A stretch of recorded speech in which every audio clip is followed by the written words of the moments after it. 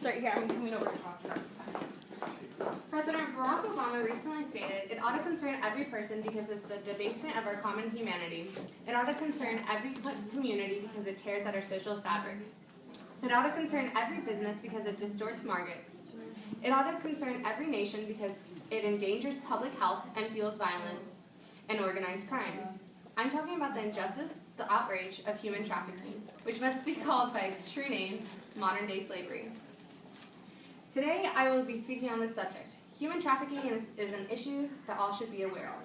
I will inform you about the numbers surrounding it, the stories of survivors, and the reasons behind modern-day slavery, allowing you to decide whether or not you wish to help fight this epidemic.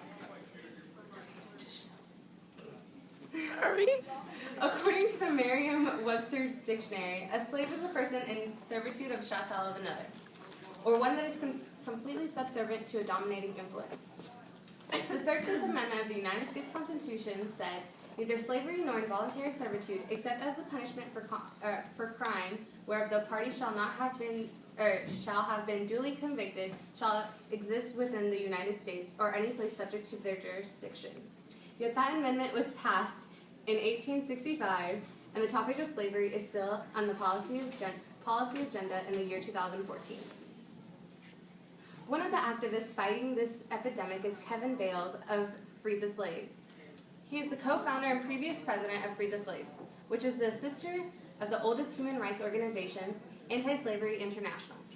Bales estimates that over 27 million people around the world are enslaved.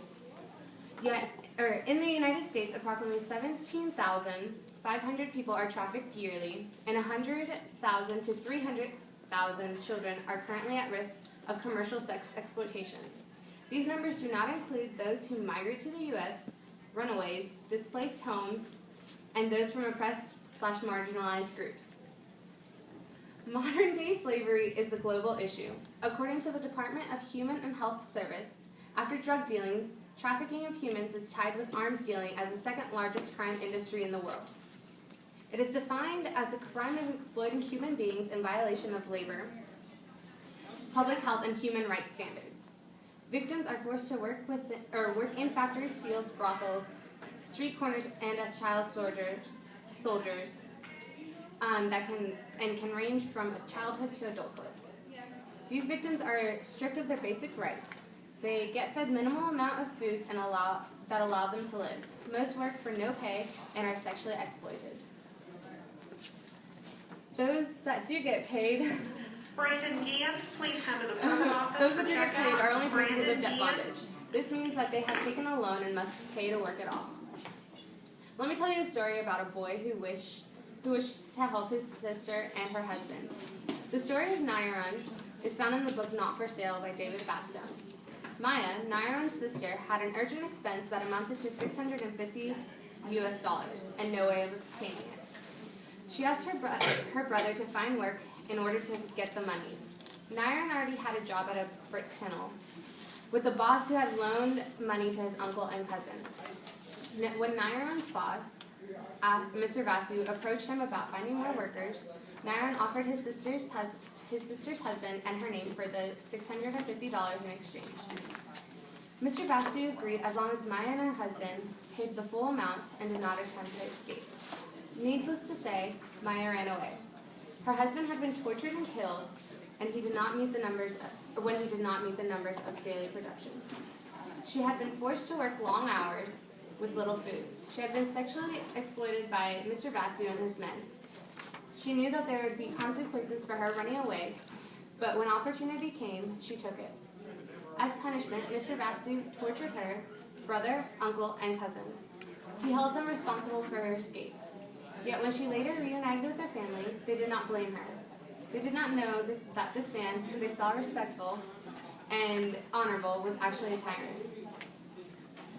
That's an example of bondage labor, one of the many ways that trafficked humans are being abused. Those who are oppressed in this way see it as a never-ending cycle. Victims see many of their children inherit the debt, and there is no way of paying back loaners because victims make too little money to amount to anything. If they try to run away or don't meet the day's expectations, there are consequences.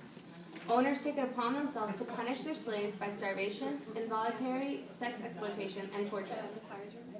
Other forms of human trafficking include sex trafficking of persons with the intentions of sexually abusing them, child labor, as children are seen as capable being with no need of being paid and lots of energy. Children are also abducted from their homes and forced to fight in the battlefields as soldiers. Yet most of the time, the child in the front line is with no weaponry or any sort of protection. Forced labor is what students are taught about in school. When the term is said, many people think of the sort of slavery that existed in America. Yet the last form of slavery,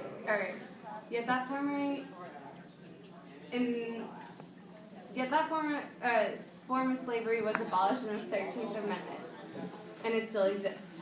The last form of slavery is domestic servitude. Persons that find themselves in this form of slavery are usually paid, but only enough to get back. They usually have little contact with anyone but their masters and are stripped of their basic needs. No one ever intends of ending up in those situations. Then how do people find themselves being mistreated or even a slave, you may ask? Well, the answer to that question varies. Some people take out a loan and can't pay it back, so they find themselves in a bondage situation. Others take a job thinking that it will provide them with better opportunities, only to find themselves in the position of servitude. But most are abducted or sold into the situation. Parents with little money see the opportunity to make money, so they sell their children. Some parents give their children away thinking that they're sending them off to get good education. Yet the way that most people become slaves is by abduction. 1 out of 3 missing persons are abducted with intentions of trafficking. This means that human trafficking is an issue that will not be ended quickly. It is the $32 billion industry that's making a prominent footprint on America. One day you could be sitting next to a person that has been trafficked and not even know it. I believe that the world should be educated on this matter, but since I can't talk to the whole world right now, I believe talking to you will work.